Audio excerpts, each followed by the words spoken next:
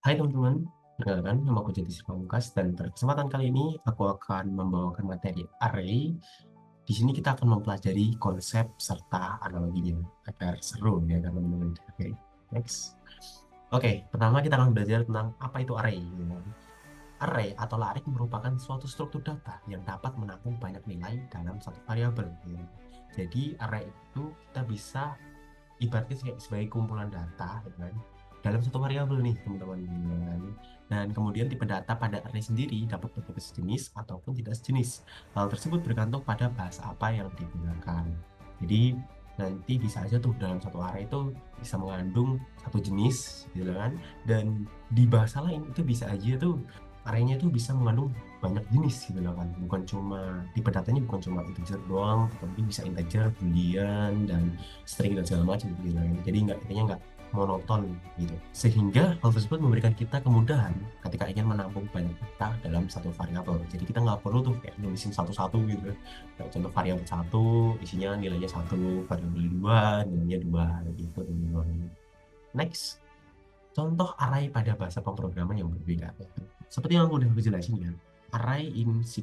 Array pada C++, ini sintaknya begini, teman-teman. Ini ada tipe data, kemudian nama variabel, habis itu kurung siku, sama dengan ada kurung kurawal ya kan, ini kurung kurawal yang ini. Terus di dalamnya ada nilainya, ini dipisahkan oleh koma. Nilainya tuh yang warnanya jingga ini ya, yang 1, 2, 3, 4, 5 gitu. Kak, ini apa kak? Kok ada 0, 1, 2, 3, 4? Ini adalah indeks teman-teman. Nanti kita akan belajar indeks di slide berikutnya. Jadi jangan khawatir, jangan jangan bingung dulu. Kalian fokus di yang warna jingga aja gitu kan. Oke, dan jangan lupa kalau di C++ harus diakhiri dengan semicolon atau titik koma. Kalau enggak, program kalian nggak bakal jalan gitu kan. Dan di sini kita ada array in JavaScript ya. Di sini ada tipe data juga. Kemudian di sini juga ada variabel. Kemudian yang membedakan di sini nih, ini sikon-sikonnya setelah sama dengan, dan di dalam sikon ini itu adalah nilainya gitu. Dan nilainya tuh nggak cuma satu gitu, maksudnya kayak nilainya nggak cuma monoton, tipe datanya cuma satu doang gitu. Ini yang bikin JavaScript itu unik gitu kan. Jadi dia bisa mengandung tipe data integer, string, boolean, float, dan double, dan juga char tuh. Oke, di sini kita akan masuk ke dalam penjelasan array gitu. Sebenarnya gimana sih kayak array itu bekerja tuh gimana? Nah, ini dia. Kita akan fokus ke value atau nilainya. Value itu data yang mau kita simpan, teman-teman. Jadi, value itu adalah data yang kita inginkan, yang bisa kita akses, yang pengen kita tampung gitu ya kan. Dan kemudian di sini juga ada panjang array. Panjang array adalah banyaknya data gitu. Banyaknya data itu gimana Kak? Ya, banyaknya data itu seperti ini teman. Ini 5 itu data pertama gitu. 8 data kedua, 26 itu data ketiga, 9 data ketiga, dan 17 data kelima. Berarti totalnya itu adalah 5. Yang panjang array-nya itu adalah 5 gitu. Terus indeks. Nah, ini tadi yang kita bahas di slide sebelumnya yang udah kita spill dikit ya kan. Di sini indeks itu dimulai dari 0 gitu. Jadi 0 pada data pertama, indeks 1 pada data kedua, indeks 2 pada data ketiga, indeks 3 pada data keempat, dan indeks 4 pada data kelima gitu kan. Jadi ketika kalian ingin mendapatkan indeks total indeksnya berapa gitu kan, paling banyak indeksnya berapa gitu kan, ketika kalian udah tahu panjang arraynya, ya udah minus aja, kurangin satu aja atau minus satu gitu kan. Jadi contoh panjang arraynya 5 kurangi 1 sama dengan 4 gitu, berarti mentok indeksnya itu adalah 4 gitu teman-teman. Oke, next. Nah, mungkin banyak dari teman-teman yang mungkin masih kurang paham terkait tentang penjelasan array pada slide sebelumnya gitu kan. Di sini aku udah ada analogi ya kan, aku udah bikin analogi terkait tentang array itu sendiri gitu kan. Pertama di sini ada apel. Apel gitu itu bisa diibaratkan value atau nilai atau data yang pengen kita tampung gitu kan. Terus kemudian kita udah punya nilai, kita kan pengen tampung nih, kita tampung ke mana? Kita pengen tampung ke box gitu. Bayangin box tuh itu tadi block of memory gitu kan. Jadi kayak kepingan dari blok-bloknya tadi gitu, dari kotak-kotaknya tadi gitu. Itu box-boxnya gitu kan. Nah, pada box ini kemudian bukan kita store ya teman. Emang ini block of memory tempatnya emang udah ada di RAM gitu loh kan.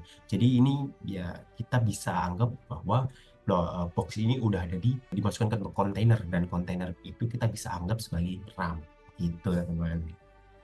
Kemudian kita pengen mengakses array. Gimana cara mengakses array? Kan nggak lucu ya kan teman-teman, kalau kita kayak udah bisa menampung data tapi kita nggak bisa ambil lagi gitu ya kan. Buat apa gitu, nggak ada gunanya gitu kan. Nah, di sini cara pengaksesan array itu cukup mudah gitu kan. Pertama, kalian cukup mengingat variabelnya apa, kemudian mau mengakses indeks keberapa gitu kan, atau nilai yang mana gitu loh kan. Tapi lebih enaknya kita pakai indeks aja gitu loh kan, karena yang kita tulis tuh indeksnya gitu ya kan teman-teman. Jadi kita bakal lebih enak gitu loh ya kan, apalagi di sini kita udah ditulisin gitu lah. Ini gara-gara extension dari VS Code ya teman-teman, jadi kayak udah ada tulisannya 0, 1, 2, 3, dan 4 gitu. Jadi ketika kita pengen ngeluarin atau pengen nampilin gitu kan, kita manggilnya mudah aja, kita pakai R kemudian 0 gitu. Itu variabel, kemudian indeksnya. Karena indeks 0 yaitu nilainya adalah 1 gitu kan. Seperti ini, karena indeks 0 adalah 1 gitu teman-teman. Oke, baik teman-teman, mungkin biar kalian lebih paham ya, kita bisa masuk ke dalam contoh real case-nya gitu loh kan. Langsung kita masuk ke kode editornya biar kalian bisa lebih ngerti juga gitu kan. Oke, mari kita pindah ke VS Code. Oke, baik teman-teman, kita sekarang udah masuk ke dalam VS Code. Kemudian kita bikin file baru aja, kita namain main.cpp kan. Di sini kita akan sorry.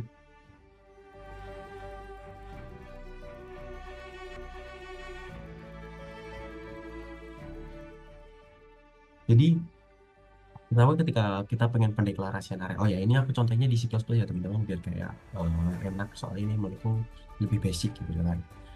Nah, pertama kita masukkan integer gitu kan, kemudian kita masukin R gitu kan, data tipenya tadi, kemudian kita kurang oh sama dengan kita masukin nilainya gitu. 1, 2, 3, 4, 5 gitu. Nah, di sini ada beberapa pendeklarasian array, yaitu pada C++ di depannya kita bisa menggunakan seperti ini juga, R. Nah, kita bisa menggunakan sintaks seperti ini teman-teman. Nah, ini kalau misalnya kita pengen isi, gampang aja teman-teman, kita tinggal panggil R2 nya, R2, kemudian kita mau indeks berapa yang diisi, dan kita isi dengan modal kalian.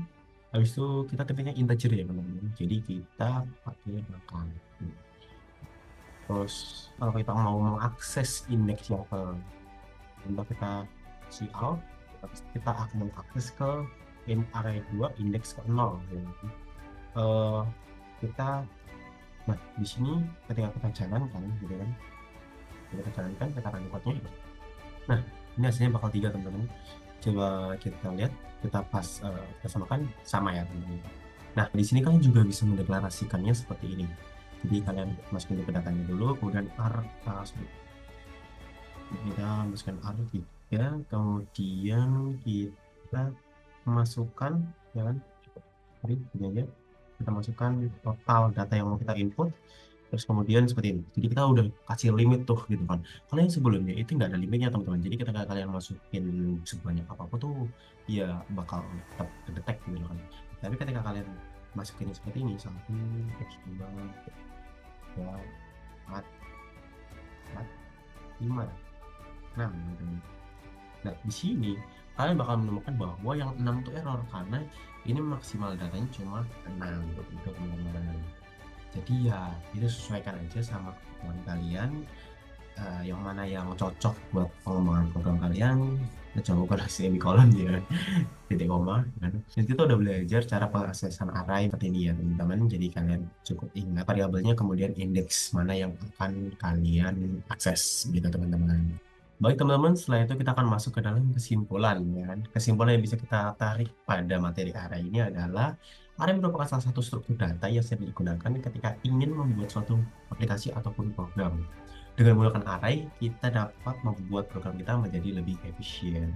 Itu teman-teman. Jadi luangin waktu kalian ya teman-teman buat belajar array ini, karena array ini merupakan salah satu materi yang cukup penting. Jadi nggak ada salahnya teman-teman kalian tuh luangin waktu kalian buat belajar array ini secara detail gitu, karena ini bakal berguna banget untuk kedepannya begitu teman-teman.